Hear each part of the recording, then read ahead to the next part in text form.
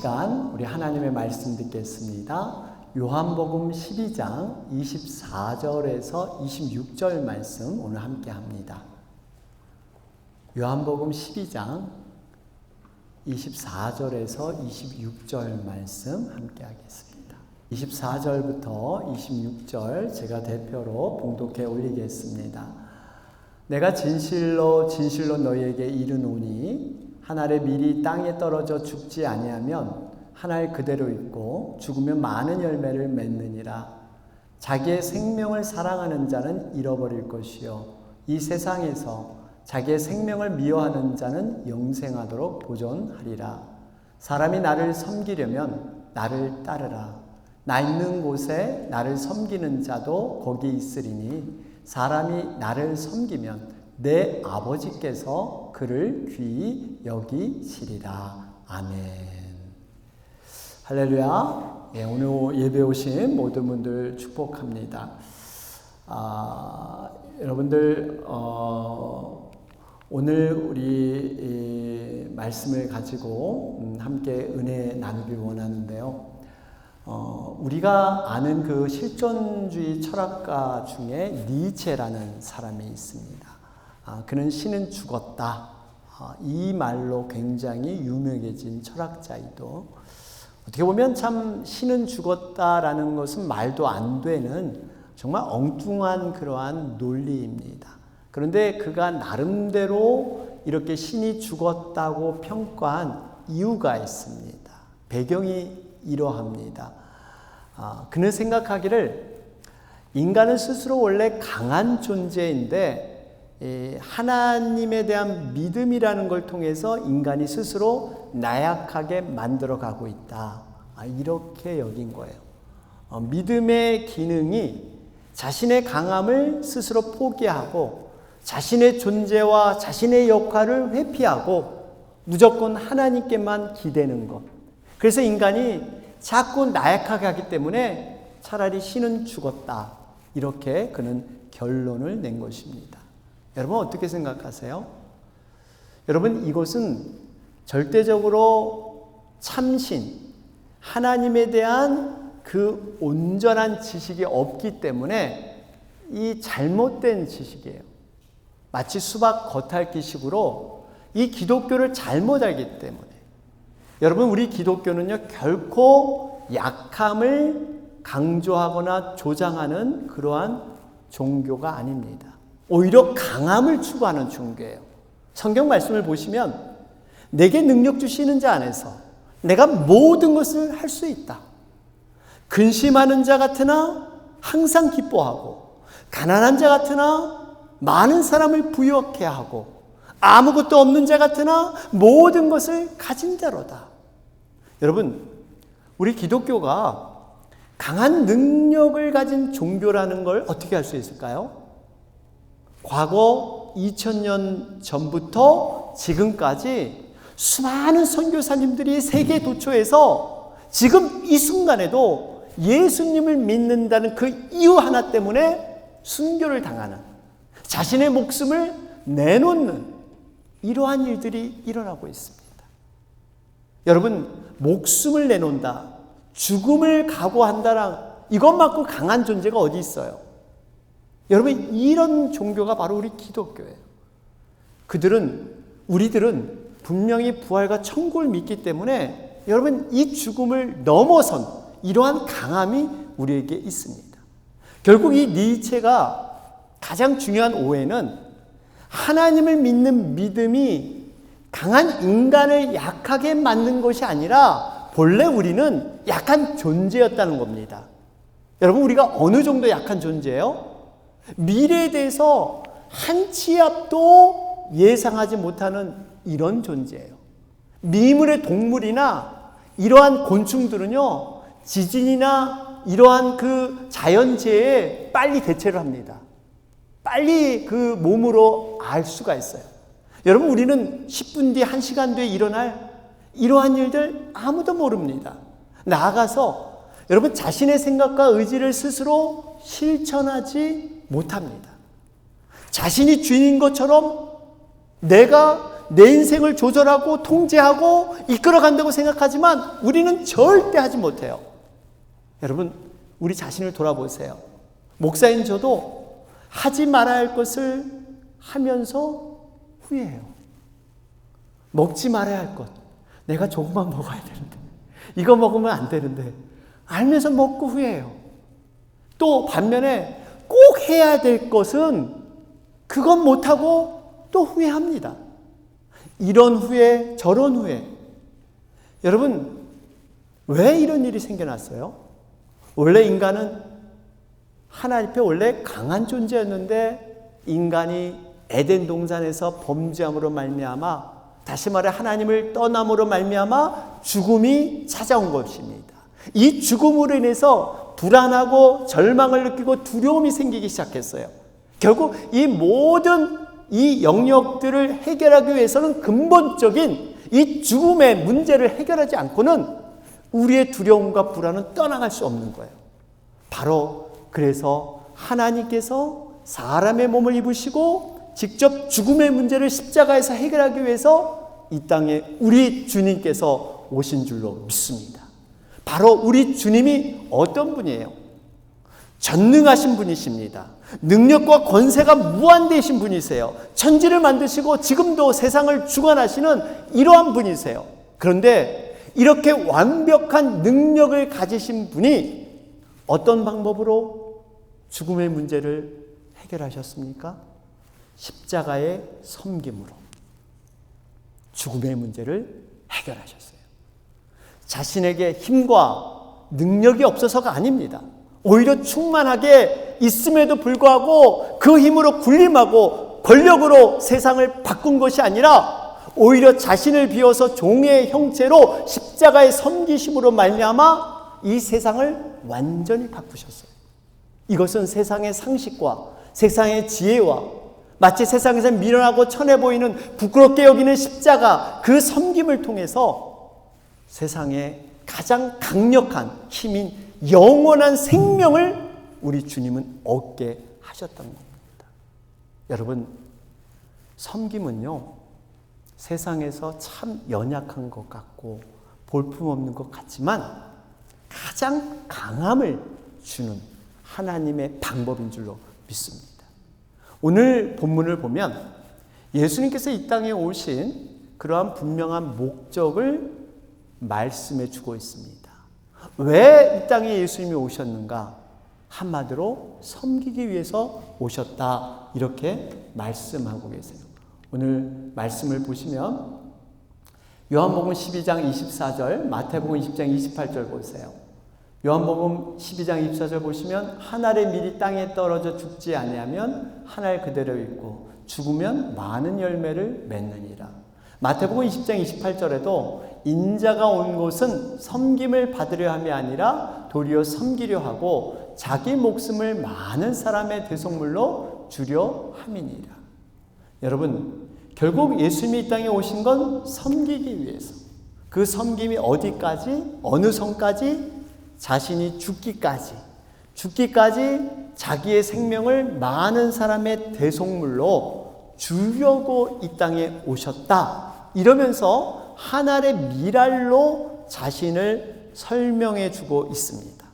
여러분, 밀알 하나가 땅에 떨어졌을 때 만일 썩지 않고 그대로 있으면 한 알의 밀알은 어떻게 됩니까? 강한 햇빛에 의해서 말라 죽던지 아니면 새들이 날아와서 쪼아 먹던지 결국 이 밀알은 없어지게 돼 있어요. 무용지물이에요. 그러나 그 밀알이 땅에 썩어져 죽게 되면 자신뿐만 아니라 더 많은 열매를 맺게 되는, 이것이 바로 자연의 섭리고 법칙입니다. 여러분, 이 자연의 섭리가 바로 영적인 원리에도 그대로 적용되는다는 사실입니다. 구원받은 자, 우리가 구원받았다는 것, 하나님의 자녀가 됐다는 그 증거가 뭐냐? 영원한 생명을 얻었다는 그 증거가 뭐냐? 이 한 알처럼 썩어져 죽을 수 있다면, 그래서 섬길 수 있다면 그 사람은 바로 진정한 생명을 얻은 증거인 줄로 믿습니다.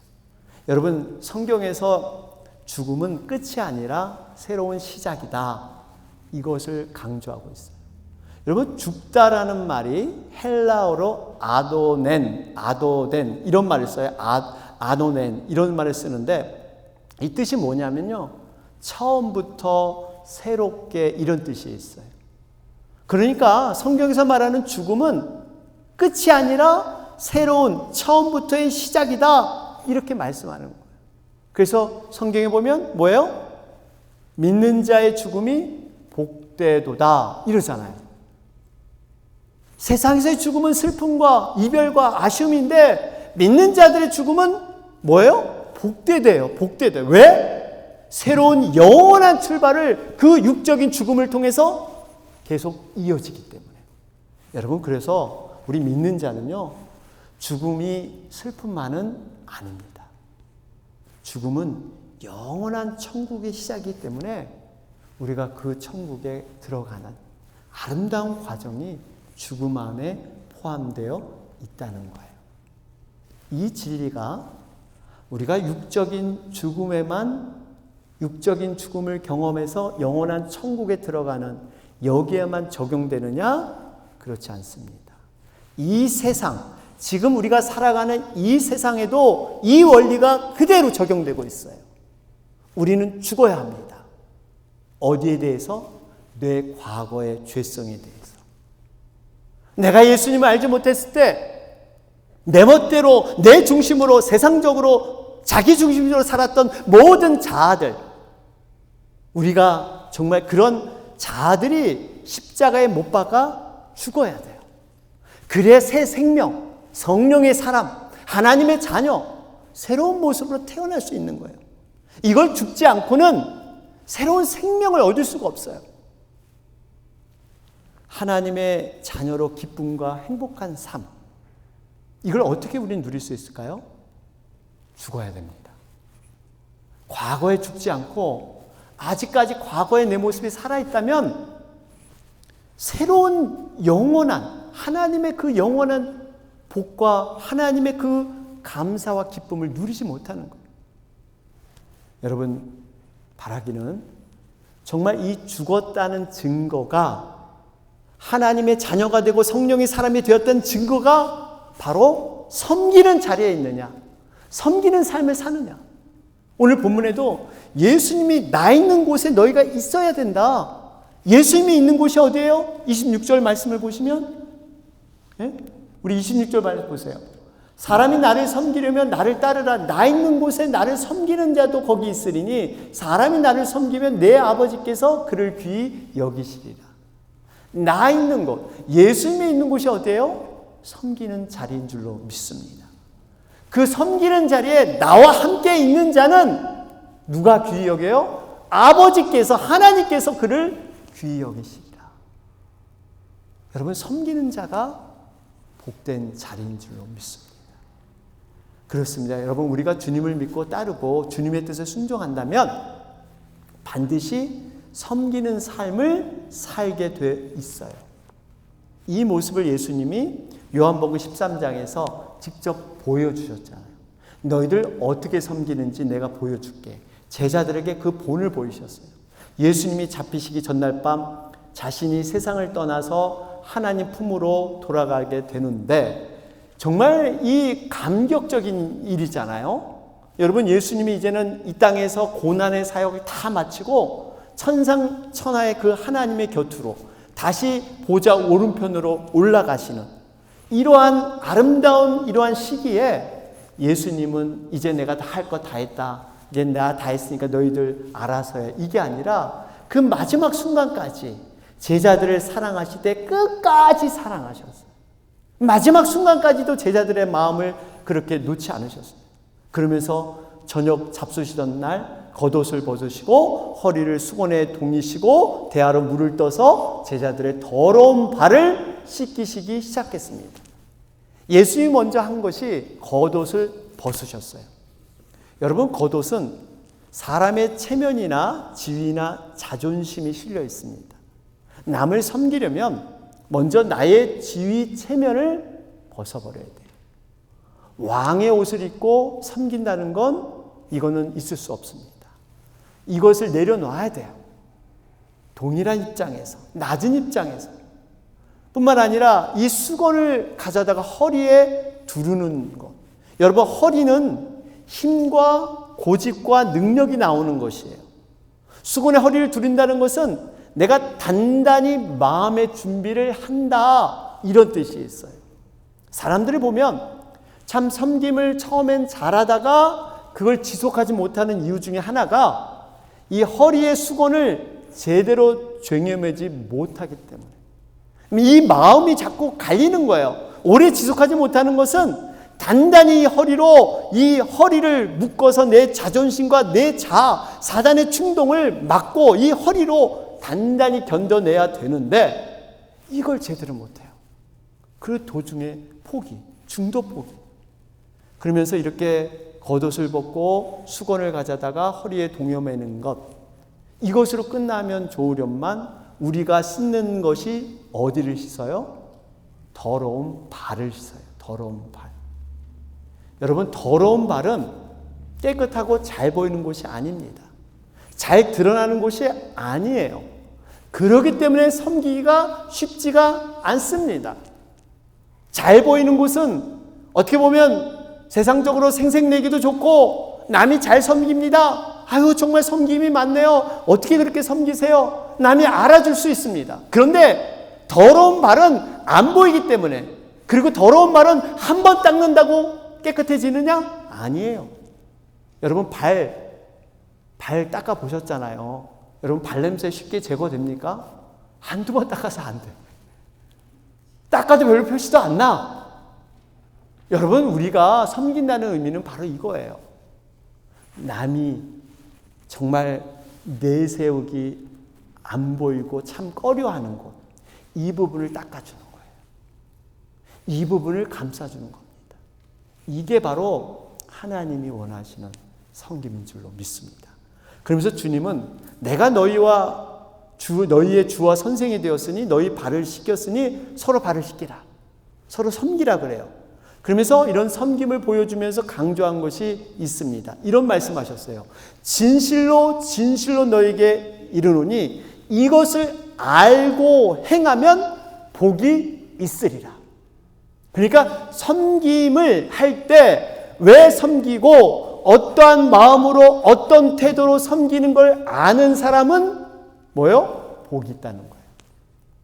여러분, 섬김은 하나님께서 우리에게 베푸는 최고의 제일 높은 차원의 복을 누리는 그러한 통로입니다.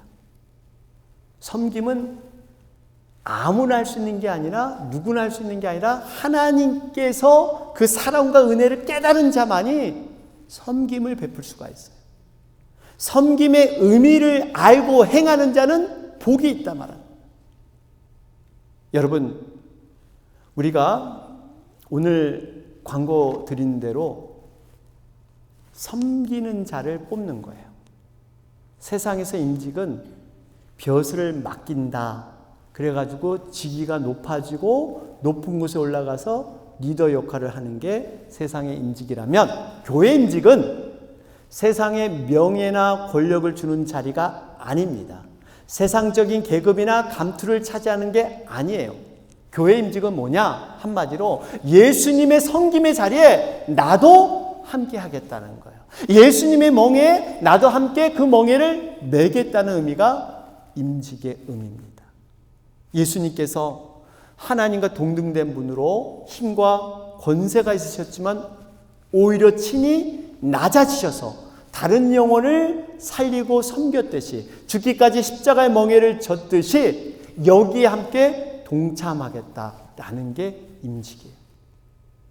여러분, 신앙생활의 가장 중요한 부분은요, 예수님을 따르는 거예요. 어떻게 하면 우리가 예수님을 닮아갈까? 예수님이 하시는 것을 우리도 따라할까? 여러분, 이 예수님을 따라하는 것은 결국 예수님의 성품, 예수님의 성품은 순종과 섬김 아니겠어요? 이 순종과 섬김을 어떻게든지 우리가 이 삶 속에 작거나 크거나 간에 실천해 보려고 애쓰는 것. 여러분, 이럴 때 우리들이 예수님의 성품을 닮아가서 나도 모르게 예수님과 같은 이러한 성향으로 변화되게 될 줄로 믿습니다. 진정한 섬김을 잘하는 분들 몇 가지 특징이 있습니다. 섬김에도 진정한 섬김이 있어요. 남을 의식하지 않고 하나님 앞에 아름답게 섬기는 이러한 모습 3가지입니다. 첫 번째는 진정으로 섬기는 자들은요, 말이 별로 많지가 않습니다. 말보다는 몸으로 섬기는 것. 섬김은 행동보다 말이 많으면 굉장히 그 아름다운 섬김의 열매가 점점점 날아가 버릴 수가 있습니다. 그 아름다운 열매가 줄어들 수 있어요. 그렇기 때문에 섬김의 자들은 말을 별로 하지 않고 몸으로 먼저 움직이는 이러한 섬김이 있습니다.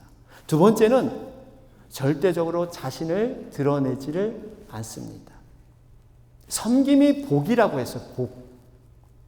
내 섬김을 자신이 드러내게 되면 결국 이 땅에서 사람들에게 칭찬과 사람들의 상급으로 그 복이 다 채워져 버리는 거예요. 반면에 내가 이 섬김이 하나님 앞에 섬겼다고 생각할 때 하늘의 상이 그 그릇 안에 채워지게 될 줄로 믿습니다. 여러분, 세상에서 상급받는 게 좋습니까? 아니면 영원한 하나님께, 그 영원한 하나님 나라에서 상급받는 게 좋아요? 세상에 여러분, 이사할 때 되면 어려서부터 우등상, 개근상, 무슨 상 많잖아요.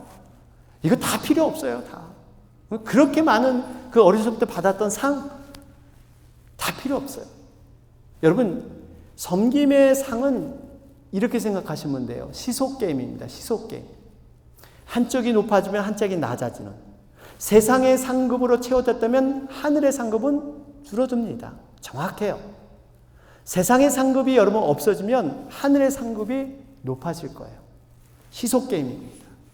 여러분, 그래서 우리가 섬기다가 오해도 있고 여러 가지 힘듦도 있지만 그것을 이겨낼 수 있는 것은요, 하나님 앞에서 섬기기 때문에, 하나님의 상급을 바라보기 때문에, 하나님의 위로와 하나님의 그 사랑이 우리에게 있기 때문에 그게 가능하게 된 줄로 믿습니다.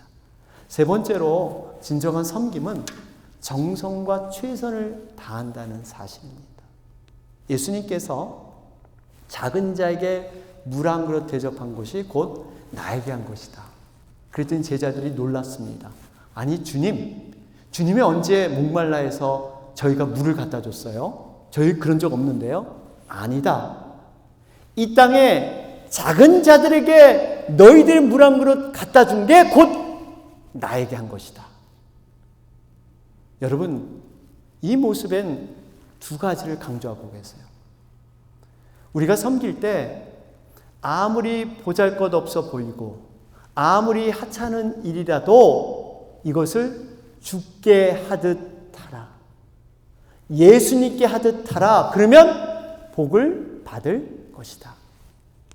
어떠한 섬김을 의무감이나 책임감이 아니라 주께 하듯, 정말 예수님께 하듯 정성과 최선을 다하면 너에게 복이 임할 것이다.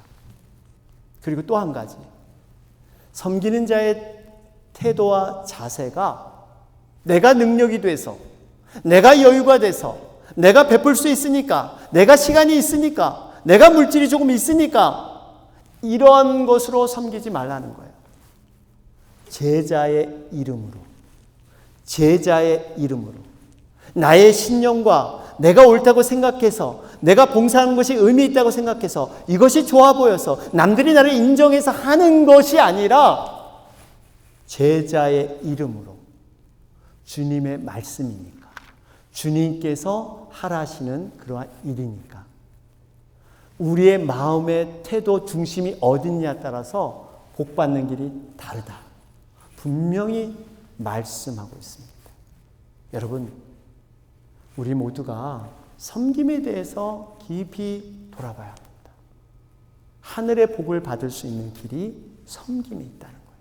섬김이 있다는 거예요. 그래서 예수님은 섬김을 받는 자보다 오히려 섬기는 자가 복되도다, 큰 자다, 진정한 능력자다. 이렇게 말씀하세요.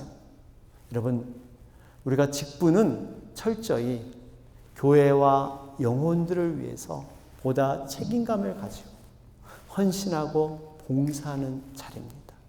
남들이 꺼려하고 기피하는 그런 헌신과 봉사의 자리에 우리의 직분자들이 그곳에 서 있어야 되는 것입니다. 자기를 부인하고 예수님의 고난의 십자가에 적극 동참한 여러분, 섬김이 복된 자의 통로입니다. 아무쪼록 이 복을 우리 모두가 함께 누리는 여러분과 제가 되길 주님의 이름으로 축원합니다. 아멘. 예.